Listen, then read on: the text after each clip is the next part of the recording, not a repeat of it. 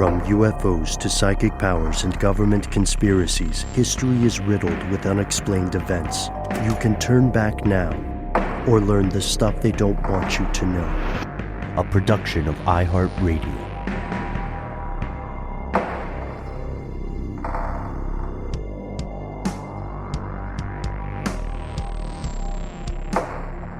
Hello, welcome back to the show. My name is Matt. My name is Noel. They call me Ben. We are joined, as always, with our super producer, Andrew the Triforce Howard. Most importantly, you are you. You are here. That makes this the stuff they don't want you to know. If you are listening to this program on the evening it comes out, welcome to February 10th, 2025. Several of us are on the road, and we hope you are doing well and having adventures in what some would call interesting times.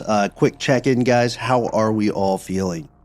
You know, that old proverb, right? May you live in interesting times, sort of the monkey's paw of it all. It's interesting, all right. I'll tell you that. Doing okay, though, all in all. Yeah, definitely doing my best to keep on while it feels like chaos is erupting around us all. Mm-hmm. Yeah, no kidding. And we're going to see some of this affecting the U.S., affecting the world abroad. Heads up, a lot of our conversation here is going to be about the United States tonight and related things that are happening in what you might call the United States hegemonic backyard. But I do have some good news as a setup for our future listener mail program later this week. Guys, has the concept of legal personhood gone too far? It turns out a mountain in New Zealand is now legally considered a person. I'm pro mountain, so I wanted some. Mountains are great. Regal, yeah. Purple Mountain's majesty. Let them have it. We talked about the tree that owns itself in Athens, Georgia. Yeah, I have that in the notes too. It totally reminds me of that story. Something of a form of personhood. If one can own property, I think that implies personhood. I don't know. Has it gone too far? I mean, aren't corporations technically considered people too, with Citizens United? Mm-hmm. In the U.S., yeah, I think that's gone too far. That's a run amok. That's paved the way. Check out that story. That's just a quick mention as we're getting into more serious stuff. You know, I'm always trying to start things and end things on a good note these days because, gosh darn it, you guys, feels like the world needs it now more than ever. Oh, I've got a good one for the opening if you want really fast. Please. There's a blind man who got his concealed carry permit. Mm-hmm. To like prove a point, right? I mean, well, he always wanted a gun and to be able to carry his gun with him, and he's got it now. Yeah, it was to prove a point. Just basically that if he can walk into the office with his seeing eye cane, you know, and get a concealed carry permit for a gun, maybe we should do something because that's a little weird. Mm-hmm. And where was he specifically?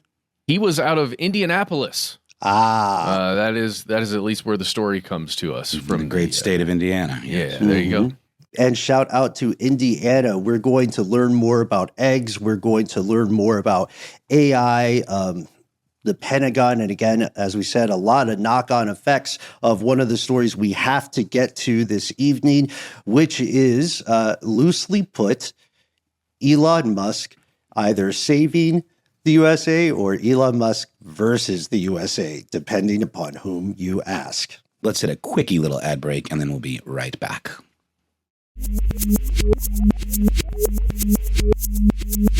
And we have returned. Gentlemen, I'd like to open this part of our Strange News segment with a quick recap on a story that we mentioned in passing and that it seems a lot of the mainstream media forgot. It wasn't that long ago that the news broke.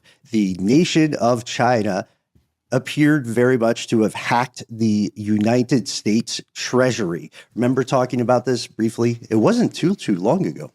No, it didn't end up being quite as horrifying as that sounded, right? It was sort of a quick event that was dealt with, more or less. Well, that's what we're told, because that is a potentially catastrophic event for, national security. So you have to imagine that the people who allow information out would say, no, everything's fine. We're good. We're cool. That's, of course, true. But it was my understanding that it wasn't as deep a breach as it could have been. Well, that depends upon the reporting that we're reading too. We take one particular media outlet at face value? Do we take the statement of the Treasury at face value? What degree of credence do we assign to these various conversations? But it does seem like the news sort of forgot this hack until quite recently. I mean, I say recently, but it's an ongoing event here in the United States. One of the world's most well-known billionaires, the world's richest man as far as documented wealth goes, is, as we speak, on a bit of a crusade, which I know is a charged term these days. He is technically an unelected special government employee. His name, Elon Musk. He and a team of surprisingly young people that continue trying to scrub themselves and their identities from the internet have been gaining more and more access to some pretty mission critical things here in the United States. This has led some people to speculate, critics of Musk and critics of the current U.S. President Donald Trump, to speculate that there is a coup in progress. From Tech Dirt by Mike Brock, we see a title called A Coup in Progress. So there's, we know Mike Brock's angle from the jump, which I appreciate. And on February 3rd, Brock is saying, look, in just the past 48 hours, Elon Musk Doge Commission has seized control of Treasury payment systems and gained unauthorized access to classified U.S. aid materials, and any security officials who were pushing back against this are saying, hey, you need a clearance. You can't just come in here and access this information. They were given the boot. Yeah, it's interesting, though, because, the idea of it being unauthorized, it's like it's unauthorized according to the people in charge of this information directly, whose charge it is, with these departments to oversee this stuff. But it was authorized by the president and by the administration. The question is the legality of it. And as we know, the Trump administration in past years and present have been fond of doing is kind of just throwing stuff at the wall and see what sticks, sort of ask for not even forgiveness rather than permission, just kind of doing it and then seeing how things shake out after the fact. Well, it's also part of a classic kind of old school 1980s Wall Street negotiating tactic, which is beat me here, Triforce, do some wild and crazy shit, make a wackadoo proposal of some sort. And then when people naturally react to that, you have set a baseline for what is acceptable. And then you can propose the thing you really want to do. And now it seems less crazy. You know what I mean? We've a good example of this would be Danny DeVito in It's Always Sunny in Philadelphia, who runs in one episode, spoiler, and tells Dennis and Dee Reynolds, your mother is dead. And then they say, what? And he goes, okay, no, she's not dead. Instead, she's giving away our money. And so that's the same kind of tactic is what I'm saying. For sure. And this kind of stuff, too, really is sort of a classic, maybe Wall Street, but specifically kind of Silicon Valley approach that's often referred to as move fast and break things. It's this idea that, the most important thing is incredibly rapid innovation and experimentation and growth, even if it causes issues along the way.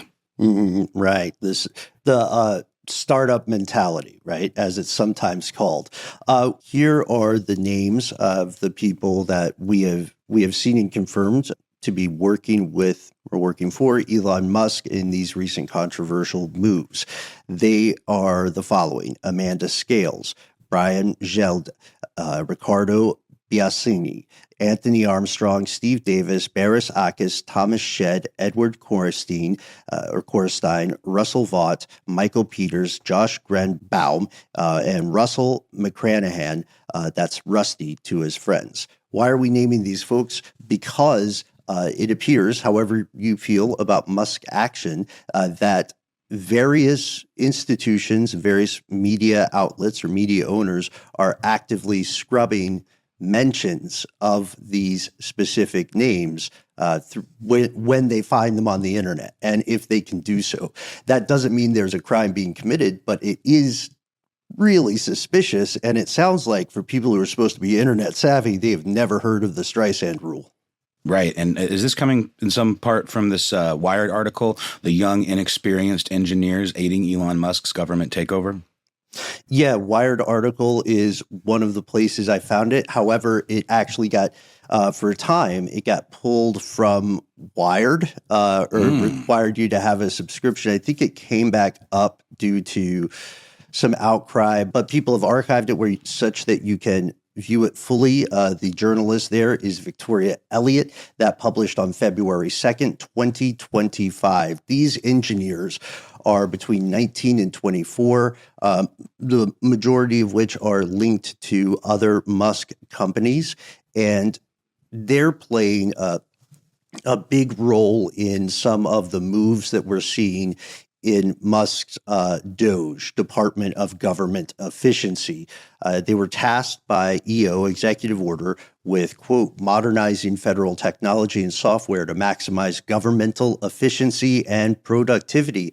And honestly, on the surface, just that sentence, that pull quote, that doesn't sound too bad. Everybody's had to deal with antiquated government systems at some time in the U.S., and who doesn't love efficiency and productivity? The problem is that they're amid the sheep of those words and that short clause, there may be wolves of ulterior motive. I mean, part of what they've been given access to are things like the Social Security funds and payment systems and Office of Personnel Management, General Services Administration, and of course the Treasury's payment system, the Treasury Department's payment system.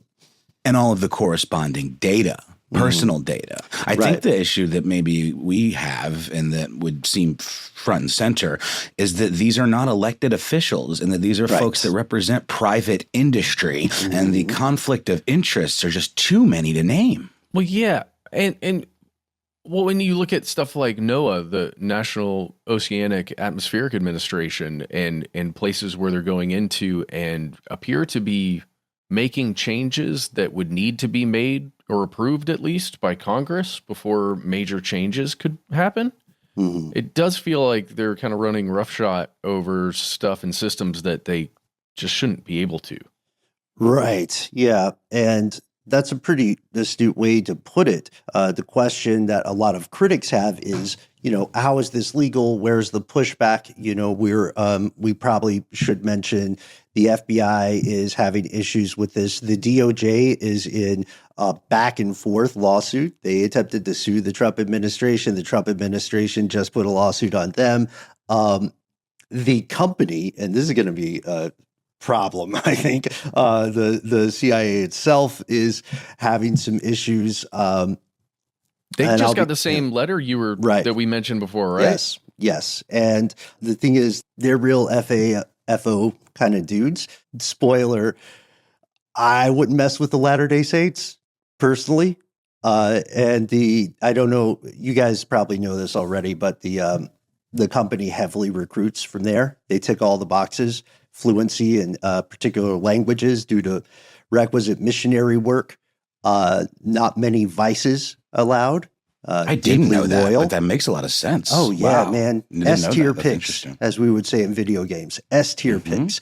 So this may come back. U.S. aid also has been in the news as a result of this. One of the statements that came out from the Musk side was quite recently the following. They said, look, we have read-only access to all this Treasury Department financial data, to all this personal information about tens of millions of U.S. citizens and businesses. But that doesn't, I think, to your point, Noel, that doesn't really quell the concerns of the critics because they're saying, okay, I can't go in and legally change somebody's name to Johnny Blue Jeans at 123 Main Street in a town where they don't live, but I definitely can know where that person lives, and I can know their social security number, their payment histories. I can know what government programs they are affiliated with. And for people who are worried about, for people who are saying there's something like a coup in progress, then that becomes a very dangerous and scary conversation. I guess my question about the coup narrative is like, this is all sanctioned by the administration. This is all like Project 2025 stuff, kind of writ large, like the dismantling of government or, agencies like the U.S. Agency for International Development, USAID, that was essentially all of the employees. This is an aid relief, organization, wing branch of the government that does humanitarian work elsewhere in the world and things like that. They were all called home. And Musk recently went on a pretty significant screed against it. Saying that it was a radical left, branch of the government and it deserved to die and things like that. And this is all coming directly from us. My question, though, about the coup is like, isn't this all by design as far as the president and his administration are concerned? Or is the question here if Musk is taking it farther than he's even being given permission to do? Because Trump did come out and say, they can't do anything unless we give them permission. Sure. Is he taking advantage of Trump, or is Trump making him his bulldog? I'd say it's a mutually beneficial relationship, this type of symbiosis. Is it sustainable? Perhaps not, for various aspects of each individual's psychological profile. However, when their aims align, you know what I mean? When both people need to get across the river, the scorpion will ride the hippo. Since we're doing Proverbs. You remember that guy, Ben, in the Discovery days that came through, and he was like the new sheriff in town, and he was known throughout corporate America as the guy that makes cuts. He gets hired by a company and just comes through and goes, what's inefficient here? The cowboy. You're gone. Yeah. Yeah. That's what it feels like to me. Yeah, I agree with you and appreciate that. That shout out to a war story we don't often share, but folks, Matt is telling the true story there, and we see further conflicts of interest. Okay, this is why we're introducing the China aspect of this. It's because Musk is in deep with the government of China. That in itself is not criminal in any way whatsoever. To be clear, China is an economic juggernaut. A lot of people want to do business there. And the government has very specific rules about how a private company interacts with their whole thing. That's the technical definition for the geopolitics wonks.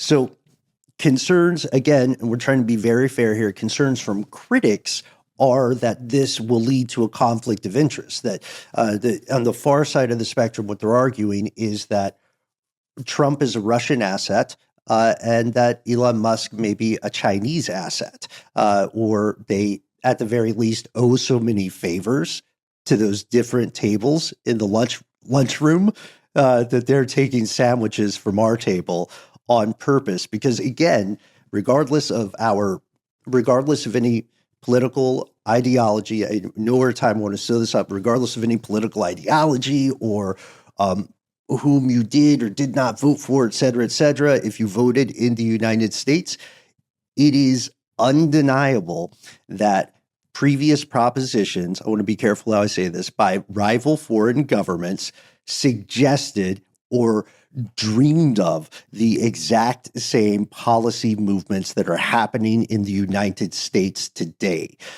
You can say maybe those rival governments were off base. Maybe this is actually good for a country. You can say maybe these folks on the other side are, maybe the critics are wrong. Maybe the current administration and this billionaire who is not getting any rules and again is not a permanent or elected or paid government employee, maybe he's doing what he feels in his heart of hearts is correct, but you cannot deny this is what historically rival foreign governments have desired. What have we learned? What do those governments do before you try and destabilize a state or a nation? What do you do before you go into a country, right? We've learned this on the show. The first thing you do is destabilize it. And I don't know about you guys, but I'm feeling some instability happening right now. And if you're looking at a different way, maybe it's right sizing things. It's getting things where they should be if you're viewing it from that angle. But I think if you look at it overall, from every angle, it's a destabilization that's occurring right now. I just wanted to really quickly bring up a quote that came out recently from a former close friend and investment partner of Elon's, a guy named Philip Lowe, founder of Neurovigil, which is a company that Musk invested in. And I just think he kind of sums up what we're talking about here to a degree from the perspective of someone who's known this guy for 15 years. Elon believes he is above everyone else. He used to think he worked on the most important problems. When I met him, he did not presume to be a technical person. He would be the first to say that he lacked the expertise to understand certain data. That happened later. Now he believes he has all the solutions. And last thing, he says, that is why he likes far-right parties, because they are easier to control. And I would like to, there's so much more to get to. We'll probably follow up on this because it is an ongoing story. Folks, would love to hear your thoughts. Conspiracy at iHeartRadio.com. No judgment. Again, as I said earlier and repeatedly, we are experiencing this with you. We're not working for Musk, right? We have not been hired. We don't know what the next steps are, but we know this is a very scary time for people. So before we go to an ad break, I would like to end on a quote often attributed to a former amateur wrestler who was also president once upon a time, named Abraham Lincoln. America will never be destroyed from the outside. If we lose our freedoms, it will be because we have destroyed ourselves from within. With that, we'll take a quick break for a word from our sponsors. If you want to pause and write to us while this is fresh in your mind, please, we invite you to do so. And then we'll return with more strange news. And we've returned, jumping to a quick update from a story that Noel brought to us last year in April. Do you guys remember the name Matthew David Kierans? Matthew David Kierans. It's probably too obscure for any of us to remember. I didn't remember it at all. But this gentleman was an IT expert, 59 years of age, in Heartland, Wisconsin. And he pled guilty back in April to some pretty serious federal charges of aggravated identity theft and making false statements to a National Credit Union Administration. Insured institution is the end of that sentence.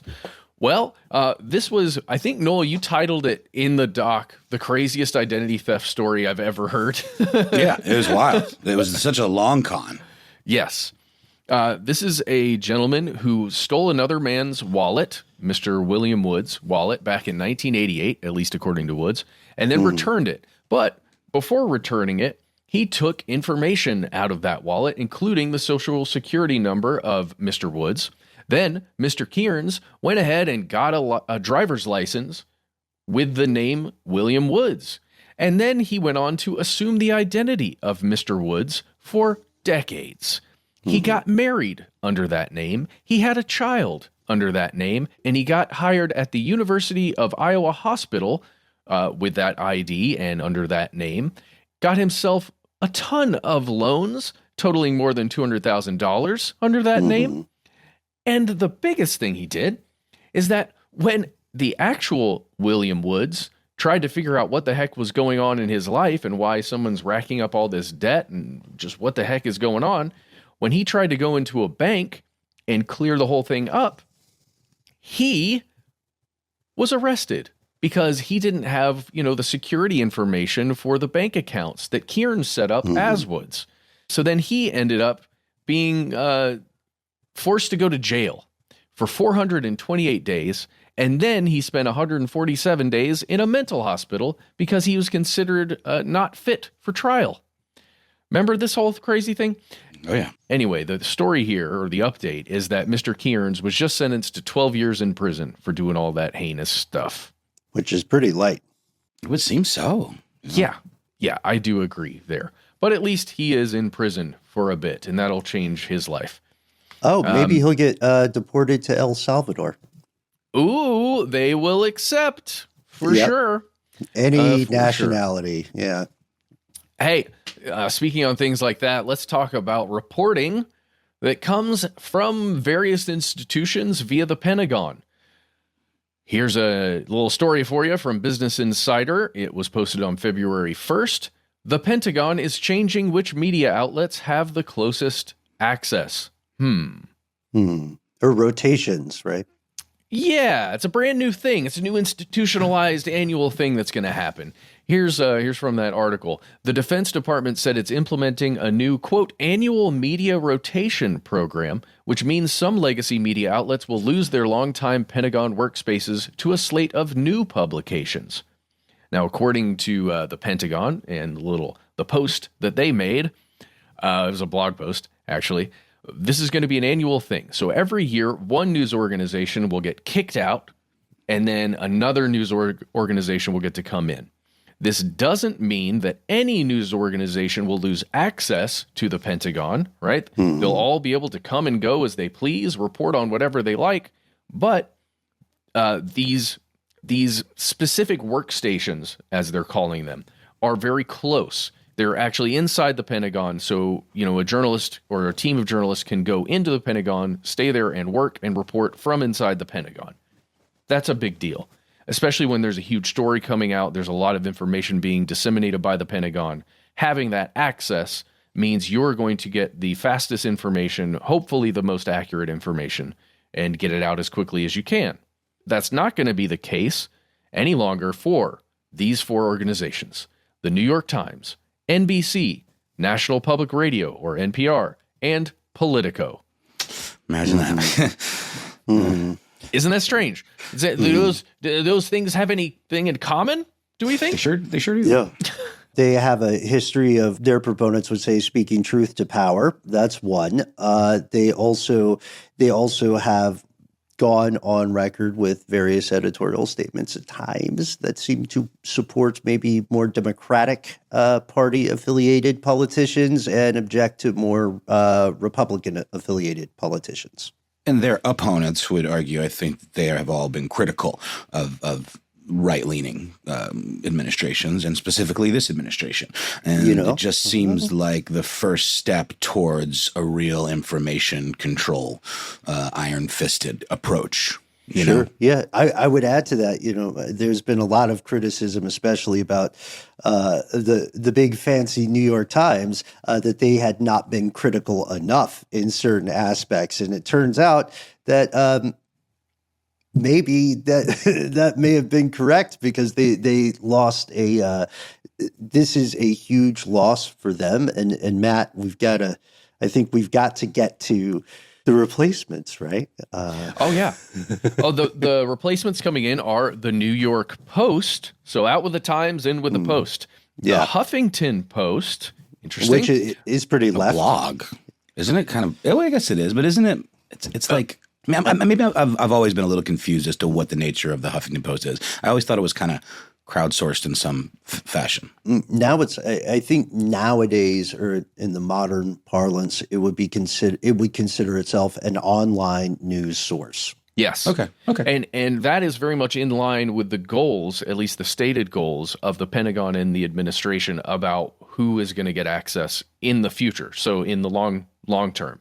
Well, let's continue on the list, though. You've also got Breitbart News and One America News Network. So these are definitely more, let's say, they're going, these without, it's so weird to talk about bias in this way without sounding biased, but these are organizations that appear to be a little more biased towards an administration that is more conservative. That's what it feels like. Sure, three of the four new ones. But to be fair, we also need to point out that they're just all considered more extreme in their directions, right? Yes, that's a really good way to think about it. Because according to the statements that have been coming out of the Pentagon regarding this stuff, the Defense Department, this is from the article, this move comes as the White House press secretary, Caroline Leavitt, announced earlier this week that the administration would be granting access to the White House press briefing room to, quote, new media, which would include things like podcasters, YouTubers, TikTokers. So,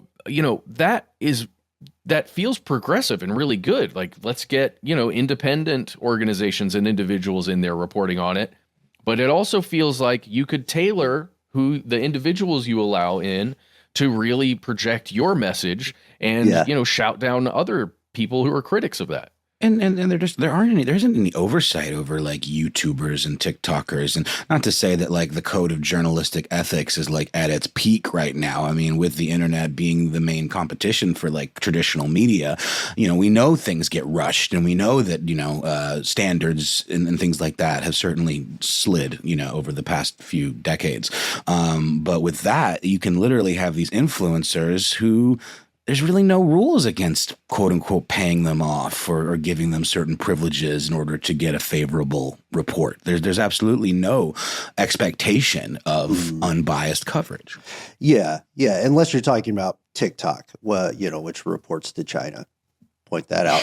But sure. I will also note, though, this is I love that we're bringing this up, because this is exactly what I was alluding to in an earlier conversation with podcasters. That was the big headline for us. Podcasters can be pretty much in the press club now. And where do we sign up? Thank you to everybody who politely asked if we were going to join the party. Yeah, no, that's an accidental pun. Not to be too Orwellian over there. I'm sure we'd love to check it out, but to be very clear, we have not received our Wonka-esque golden tickets just yet. Well, put me in, Coach. I've got a journalism minor. I'll do that all day. Put me in. I'll report to these guys, and then we'll discuss things that happen. Let's all go together. Yeah, absolutely. I'm down. All right, into it. Okay, well, tell us how you feel about all that stuff. One last story, and then we'll move on to another ad break. Guys, Google just appears to have lifted its ban on using artificial intelligence for weaponry and surveillance tools. I don't understand. What does Google have to do with weaponry? I was immediately a little flummoxed by that headline. Logistics, algorithms, processing. So much of modern warfare, I'll say the W word, so much of modern warfare is informatic at this point. Like right now, as we're speaking, we're seeing some an interesting development of drone-on-drone warfare out in the Ukraine theater. Yeah. So you're talking integrated tracking systems. You're talking, drones that are able to potentially very soon autonomously figure out who's a combatant, according to the people who operate that drone, and who is a civilian according to that drone, right? There's all kinds of stuff. The big deal here, guys, is that Alphabet, the parent company of Google, changed the guidelines. And it was this tiny little section that they've altered.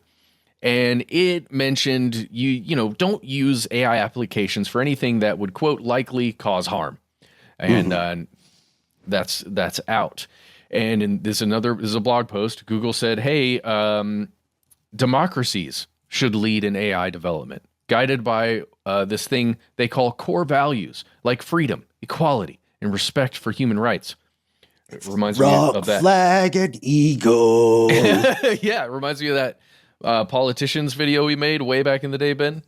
Oh, freedom, I love that one. Equality, and respect for human rights. Yeah. Please watch that one. That was great. Yeah. They said, quote, and we believe that companies, governments, and organizations sharing these values should work together to create AI that protects people, promotes global growth, and supports national security. Yeah. And everybody, we're doing these amazing hand gestures here. Unfortunately, we're an audio podcast, so you'll have to check out that video, but it does always come. It's so weird. In the modern day, the iron fist so often comes disguised as an open hand, does it not? Yep. Yeah. Well, an open hand that when closed turns into a fist, right? Oh, that hand. And it's connected to an arm, connected to a torso, to another arm and another hand. And you never know which hand is which. Right. And the fingers appear to be independent. Independent, separate entities from far enough away, you see the hand. Yeah, and maybe we're far away, but there is another point I think we should make here, Matt, which is their argument is very similar to earlier arms race arguments. Like, you guys remember hearing about nuclear breakthroughs at the end of World War II, and the idea that the idea that won the day out in DC, over in Oak Ridge, out in Los Alamos, was always something like, was always this: hey, we know you're a scientist. We know you're working for peace, right? Do good, don't be evil, advance human progress. However, if we don't build this, the bad guys will. Therefore, right, we know something dangerous looms on the horizon, and who gets to put the collar on this monster first, this dog of war? And that's the argument here. So, or Alphabet, I should say, probably internally is having that kind of philosophical debate with itself and its government attachments. And they're saying, look, yes, is this stinky? Sure. But in this case, we want to be the ones with the bag of poop that might destroy the world. Yeah. I slipped up on the analogy at the end, but I agree with you nailed it. the rest of what I was saying. We get it. We're with you, man. So just to connect those last two stories, does anybody remember the Pentagon's project called Project Maven? I don't think I do right off. Remind me. It was a big deal when Alphabet first announced that they would be working on this thing, Project Maven. 2017, I think, is the time when Maven really took off. This is the thing that had to do with automated weapon systems and using AI to identify targets. And a bunch of people at Google said, hey, that's not what we do here. Did anybody read the guidelines? You know, the employee manual? It was a big deal. It's still going on. Project Maven is still occurring. Intelligence agencies took over for a while there. It's getting weirder and weirder. And Alphabet seems to have just laxed a bit of their internal controls on what they will or won't produce as part of that project. Oh, and Palantir is in there as well, right? As part of that one, as part of Maven. I don't remember that one. What is that one? Palantir. Oh, this ties back to our first story with Musk and Doge. They're big data analytics. We've talked about them in episodes in the past. They are the ones who were founded by Peter Thiel, which the name should be familiar. He's kind of a power behind the throne for Elon Musk, or a big proponent of technocratic oligarchy. Also, wasn't he the guy was he the Gawker guy? Teal? Like, didn't he have something to do with bringing down Gawker? Because they ran an unfavorable story about him. Yes, you're right, Noel. They published they outed him. Yeah. He funded a movement, or he funded Hulk Hogan. Yeah, because Gawker had outed Thiel about several things related to business and his personal life. And his sexuality. That's right. Exactly. Right. Yeah. And then eventually he was wealthy enough that he was able to bankrupt Gawker. I only bring that up because that kind of thinking, that sort of like, moral authority on the part of these technocrats is something that really concerns me. Because to that quote about Elon from the friend, the former associate, that they think they're above everyone, and that after a certain point with a certain amount of wealth, there is no real rubric for morality anymore. It's just kind of this God complex where like you believe that you are the ultimate moral authority. And perhaps Alphabet's doing something similar, or perhaps they see it as not just like a moral superiority, but perhaps they see it as an ethically fraught existential necessity, right? Again, do you want Alphabet at the wheel, or do you want whomever controls DeepSeek? Yeah. Oh boy. By the way, this announcement from Alphabet came right after they just put out their financial report, which said they were up 10%, but it was not what the market expected. So their share price went down. So they're like, oh, we need more money. Mm-hmm. And I'm just imagining the defense stuff is the fix. Take the guardrails off. Yeah. Open up a little bit more cash flow, revenue streams. Yes. The stock market is getting wild, you guys. Yeah, the whole thing. Oh, geez. Dogecoin is going whatever. I'm just kidding. Is it really? I don't know. I'm going to buy just a crap ton of Dogecoin just in case Elon decides that's the new currency. I have a handful as a joke, but I will say that in general, the stock market is booming right now. It's kind of intriguing. I mean, it seems like almost like too good to be true, and that like a crash is imminent. But whatever, it's interesting to behold. Black Germany. Monday murders. Check out the history. Woo, woo, woo. What happened before? Okay, anyway, Alphabet said in its earnings report the company would spend $75 billion on AI projects this year. That's 29% more than Wall Street analysts had expected. And with that, we'll be right back with more strange news. And we've returned. Going to lead with another economic story involving the price of goods that many Americans and citizens of the world quite enjoy and rely on for sustenance. We're talking, of course, about the humble chicken egg. Which came first, the chicken or the chicken egg? I still don't know. I don't think anybody does. And Technically, the chicken had to come first for the egg to be.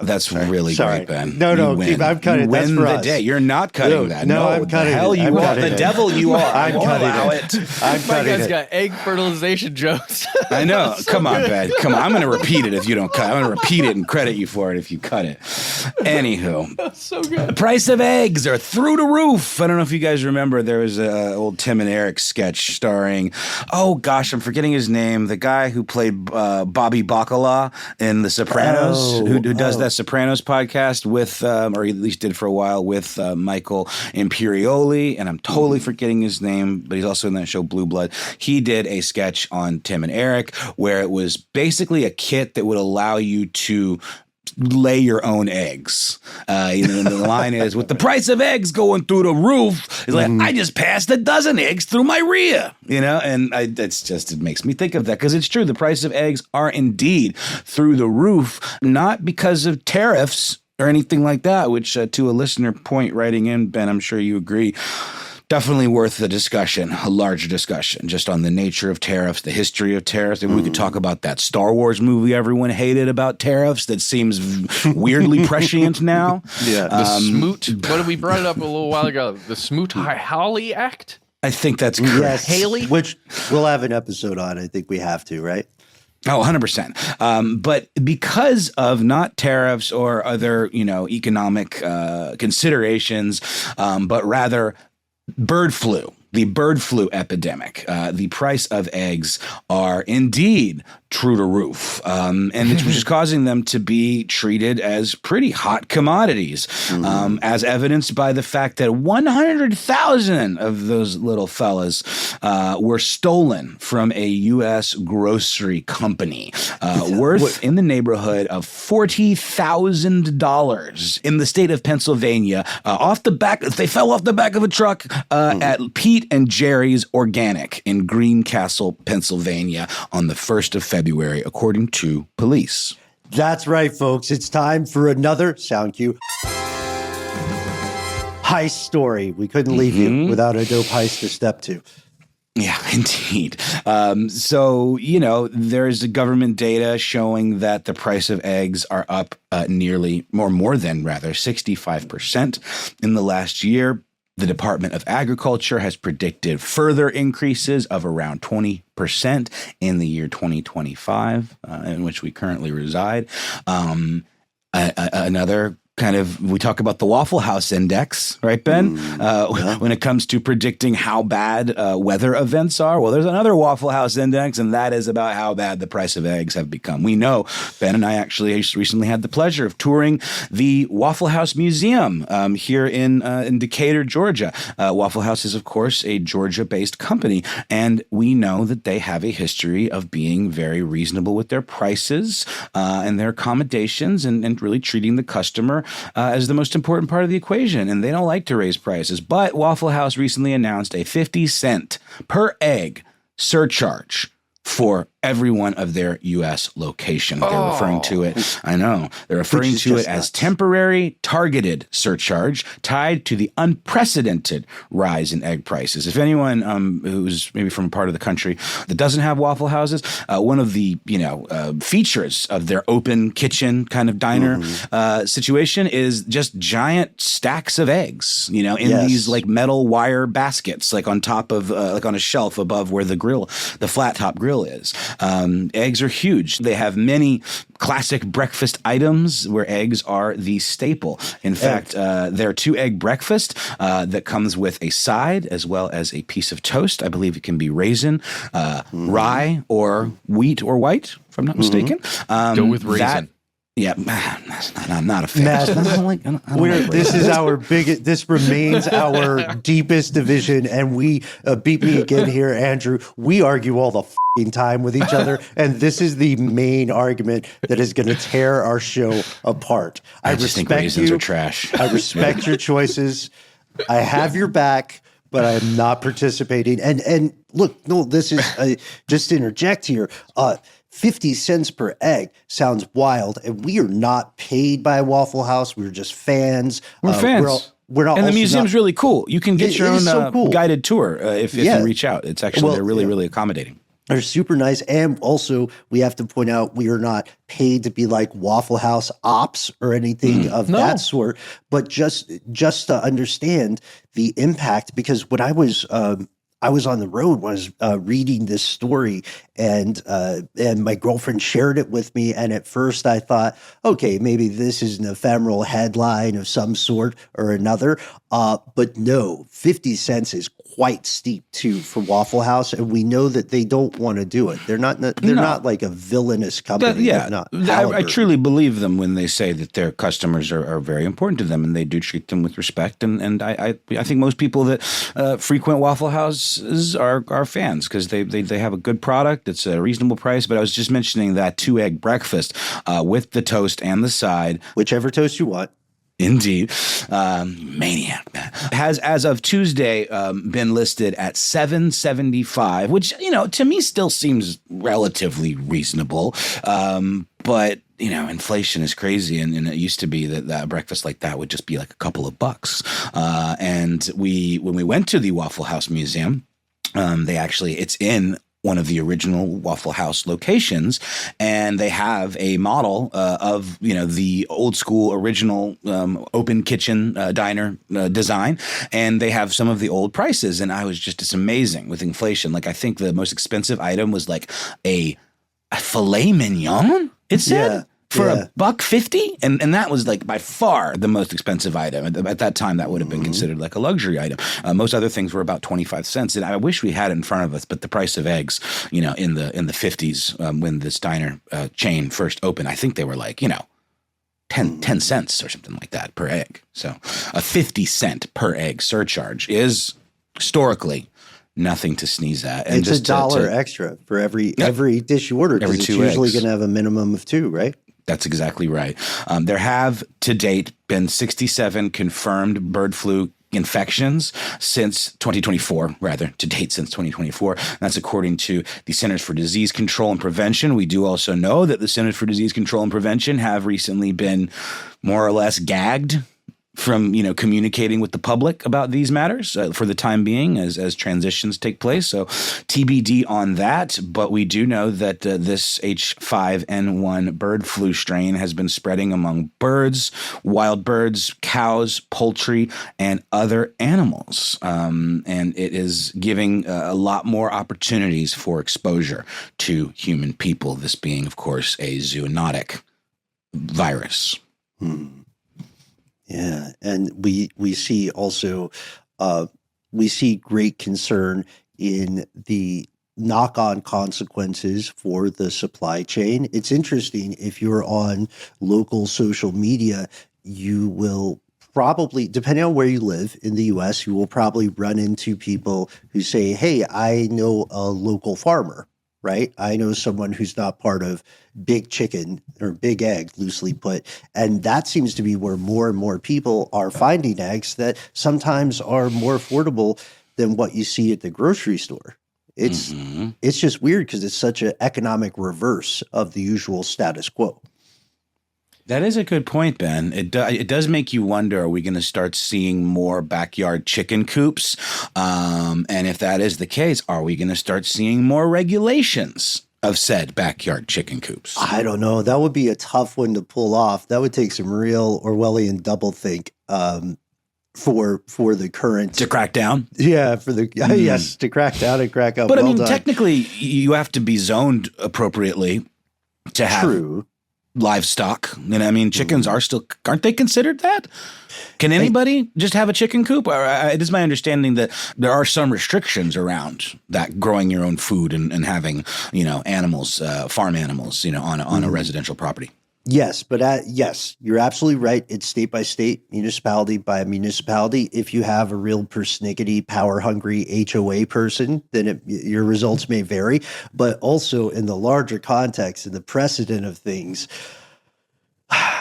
this is kind of what you guys remember the Great Depression. This is what happened during a previous economic collapse. People were forced to have gardens, like victory gardens during the World Wars. People were forced to grow as much of their own stuff as they could. So if you ever consider, not to be alarmist, but if you ever consider a survival situation, please remember the stuff you need to learn and know is not the stuff that looks cool in movies. It's things like how to find and purify water and how to raise chickens so that you have food.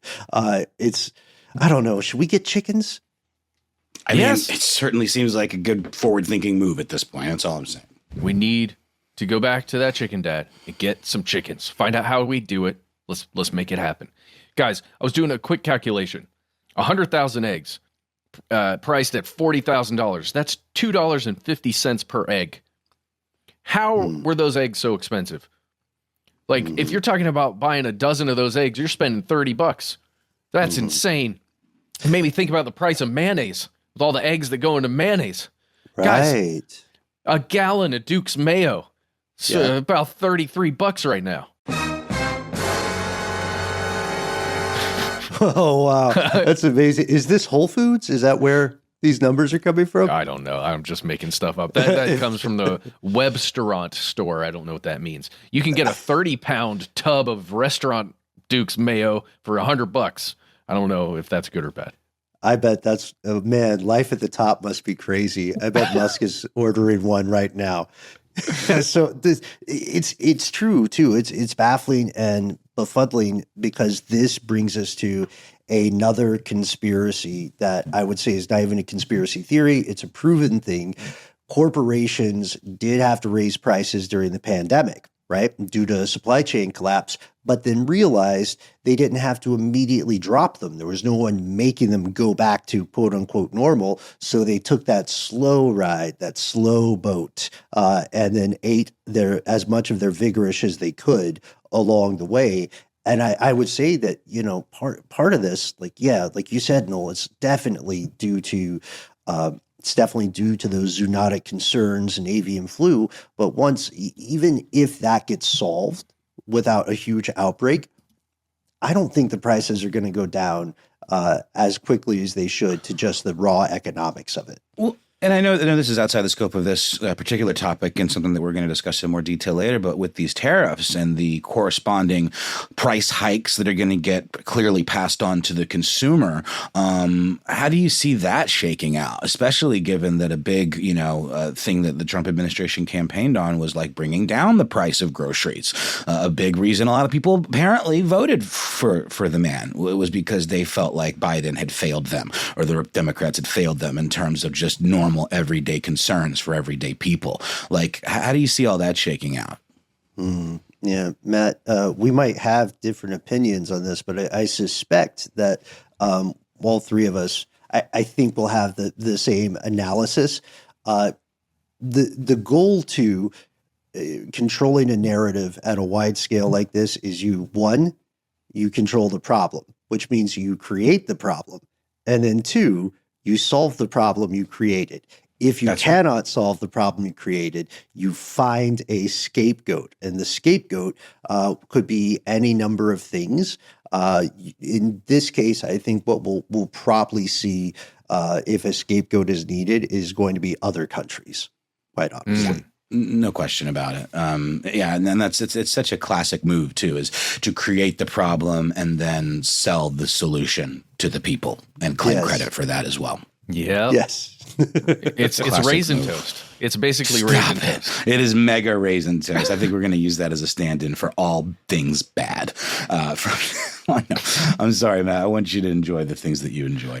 Guys, I was going to talk about all the microplastics in our brains, and I guess I just have, because that is absolutely a story that has hit the news. A recent study from a serious scientific journal, Nature Medicine. I'll just read you a quick excerpt from the abstract. This is by a massive cavalcade of serious researchers. I went too long to name here. Rising global concentrations of environmental microplastics and nanoplastics drive concerns for human exposure and health outcomes. Complementary methods for the robust detection of tissue MNPs, including pyrolysis gas, chromatography, mass spectrometry, attenuated total reference, Fourier transform, infrared spectroscopy, and electron microscopy with energy dispersive spectroscopy confirm the presence of MNPs in human kidney, liver, and brains. And to put it in slightly more layman's terms here real quickly, we'll refer to an article from CBS by Sarah Monizuko. Human brains contain higher concentrations of microplastics than other organs, according to a new study, and the amount appears to be increasing over time. So I think look it up. There's definitely something to be gleaned from the abstract of the document itself, of the study itself. We'll leave you with microplastics being, of course, these tiny microscopic. There are, of course, also nano plastics of degraded polymers that are found in the environment, including air, water, and soil. And the most common version of this that is being found in human brains through autopsies, through dissections that have historically shown increases of this over time, is polyethylene. Which is a material that is used in plastic bags and Tupperware and things like that. It also seems to be part of a cycle wherein these things are found in water, which is then used to irrigate fields, which is then used to, water livestock, which are then, excreting manure that is then also used to fertilize crops. And it's just a kind of self-feeding system. These micro and nanoplastics, by the way, measure 200 nanometers or less, and therefore are able to cross the blood-brain barrier. Yeah. And just to put it in quantitative terms, apparently many human brains may contain as much as what would physically resemble a spoonful of this stuff. Oh, tight. Yeah, sorry to leave with such a bummer, guys. No, Ben, I hope you guys have something to add to bring it home. Yeah. But I did think this was worth mentioning. I don't think we need to go into it much deeper. I don't want to doom and gloom the hell out of us, but it is something that people should be aware of. And, are we all going to die of cancer tomorrow from this stuff? No. Not tomorrow. But it's just, it's just scary and an example of the way the knock-on effects of innovation and things that we're not done with that. Like this asbestos was not the end of this kind of thing, of materials that were just used so prominently only then to be realized were toxic long term. We're still living in an age where we're going to keep seeing stuff like that. That's all I'm going to say. Absolutely. Microplastics, the new B2B, right? Brain to balls. And we also, that's right. That was the last one, right? That was not the last, the surprise. Hey, they're viral. in your testicles. Mm-hmm. Yeah. Correct. I think the wombs are more concerning, honestly, the fetal transfer, because of the effects that will have on neurological development. But please keep in mind that these stories go viral, right? The science is there. The science is credible, but it also maybe makes us focus too much on one hand when we have to remember the other hands at play. I'm doing a really cool hand thing. Yeah, you are. Whatever. We're an audio podcast, but lead exposure is still real, right? There's a reason why smoking rates are higher in parts of Western Europe or parts of Asia, and people also have lower rates of cancer. That's right. You know what, Ben? That's really well said. I never really quite made that connection, but I think you're absolutely right. I mean, I'm sure you've got the data to back it There's up, but more that stuff absolutely at tracks. play, yeah. But a spoonful, huh? Mm-hmm. Spoonful of sugar. Yeah. What would Steve Sharippa have to say about that, Noel? Oh, that's his name. Yeah, I just passed. Sorry, I just passed a half a dozen eggs through my rear. He would say that. That's the only thing he knows how to say. With a plastic That's his coating. catchphrase. with little plastic specks. They look like Easter eggs. Exactly. That's 50 cents an egg for you. Exactly. My On top of the friend. base price. Yeah. I do have one unrelated silly thing to add. I was hanging out with a friend at an event that I was part of here in New York yesterday. And he has, I think we all have a mavericky, hustler friend like this that we grew up with, who always sort of like had their finger on the pulse and was trying to hustle and make a little extra coin. This is a guy who apparently ran like illegal card games for a while. And his new hustle has been selling counterfeit Donald Trump autographs on eBay. And he apparently is absolutely cleaning up. I posit to you guys or propose to you guys, how long can a con like that go on before the powers that be catch up to you? I mean, all of these transactions are clearly trackable. Like, I'm curious what you guys think about that. It depends. To be honest with you, it depends upon the financial threshold. That's what's $100,000. That's more, what's going to plus. trigger. Yeah, that's great for now. I would just be very careful about how the frequency works and how the distribution and withdrawal works, because eBay is kind of like the feds with That's right. with bank deposits. You know what I mean? There's a reason why back in the day, and not accusing anybody in the crowd, but this doesn't work anymore. Okay. Back in the day, if you had some money you needed to clean and you wanted to go to the bank, let's say you had $100,000, then you went to 10 different banks and made sure to deposit less than $10,000 in each one of them. That is not going to work. Yeah, that's right. Mm-hmm. And so there, I would just, I would just diplomatically consult your friend. Don't do advice. Don't get involved, but just observe with them, call it an observation, that there are certain triggers and thresholds. That's what's going to do it. I genuinely don't think the Trump administration itself or the Trump campaign or the many Trump companies would care until it gets past a certain threshold. Beware the gaze of Doge. It sees everything. They're coming for you. Well, that's all I got for today, guys. And with that, we want to hear what you've got. Show me what you've got. We know we encountered a lot of stuff. We're bringing some levity to this because it is, regardless of where you fall ideologically, it is a very uncertain time for the United States, which means, therefore, it is a very uncertain time for the world overall. It's going to be fascinating to go back to things like this and other episodes we've recorded earlier and see the dendrochronology of the podcast, the tree rings of how things changed over time. If you want to be a part of it, and we sure hope you do, there are many ways to join up with us until the lights go out. You can write to us. You can call us on the phone. You can find us on the lines, the internet lines, the pipes, the online pipes. Yeah, we're lurking in the pipes somewhere. You can find us at the handle Conspiracy Stuff, where we exist on Facebook with our Facebook group, Here's Where It Gets Crazy, as well as on X, FKA, Twitter, and YouTube, where we have video content galore for your perusing enjoyment.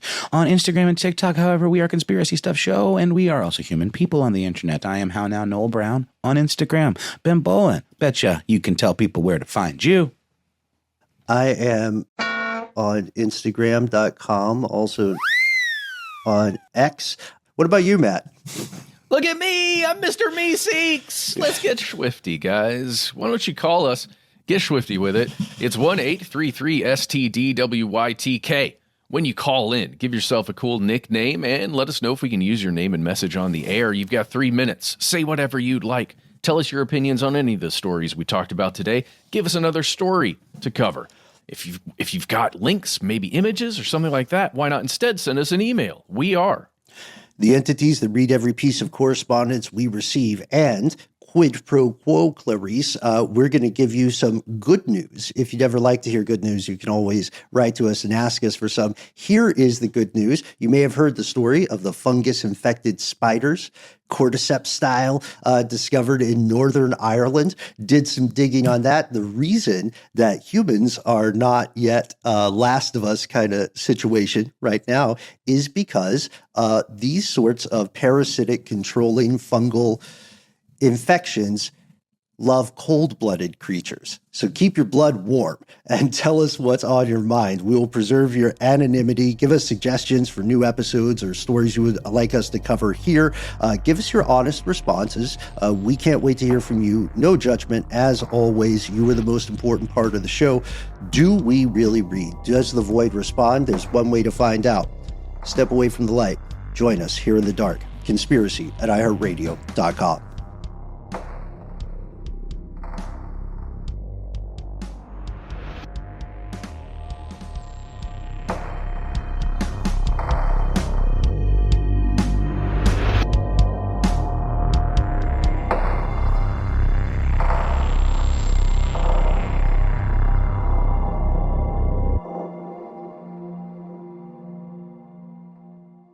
Stuff They Don't Want You to Know is a production of iHeartRadio. For more podcasts from iHeartRadio, visit the iHeartRadio app, Apple Podcasts, or wherever you listen to your favorite shows.